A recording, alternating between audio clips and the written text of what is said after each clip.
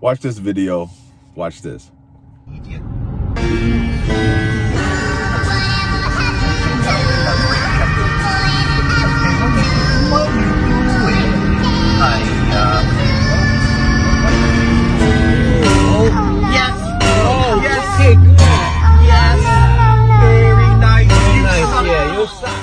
Now, watch this.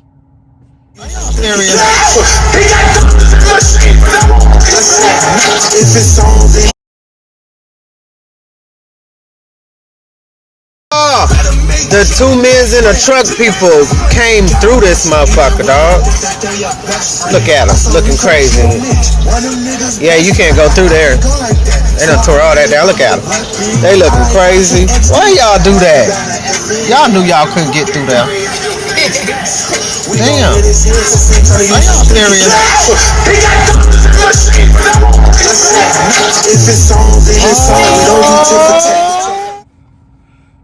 Good morning, good evening, or good afternoon, wherever you are in this vast place we call the planet Earth.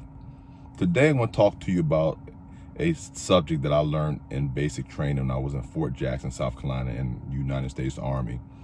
A drill instructor taught me one thing called thought, action, and consequence. Thought, action, and consequence. Those two videos that you just watched, they thought about it, there was an action, and there was a consequence. And the consequence was not good. Well, the average person, I looked at a statistic the other day, and it says the average person makes about 35,000 decisions per day. 35,000 decisions the average person makes per day. And every decision revolves around a thought, an action, and a consequence. And many people make bad decisions because they have a bad thought, they act on it, then they have a consequence. And if you learn to think in those terms, with every decision you make, you think, the thought comes to your mind, this is what I need to do. And when I do this, when I perform this thought with the action that comes next, what's the consequence going to be? What is the consequence? And it's imperative that we teach our children to think along those lines. It's the lines of logicalness. You know, you got to be logic. You cannot make decisions and things based upon your emotions, because if you think in that sequence of thought, action, and consequence, 9 out of 10 times, or I would even say 10 out of 10 times, you'll make the right decision, because you say, if I do this, this thought comes to my mind, I perform this action behind it, this is going to be the consequence, whether the consequence be good or bad. The thought comes to your mind, hey, I need a pair of tennis shoes. I want a pair of tennis shoes, but I don't have the money. So the action is to go to the store and steal a pair of shoes. And the consequence is, if you get caught stealing those shoes, what happens? Conversely, I need a pair of tennis shoes. And I know I'm being very basic, but I need a pair of tennis shoes. So the thought is, I need to get a pair of shoes. The actions, I need money for those shoes, so I better work. And if my job doesn't pay me enough, maybe I work 2 jobs. Maybe I work overtime or something. And then the consequences, I have the money for the tennis shoes, and I go purchase the shoes.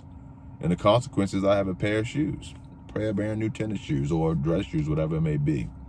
And I use a very simplistic scenario or a situation, but many of us are making decisions. Sometimes they're simple, sometimes they're very complex.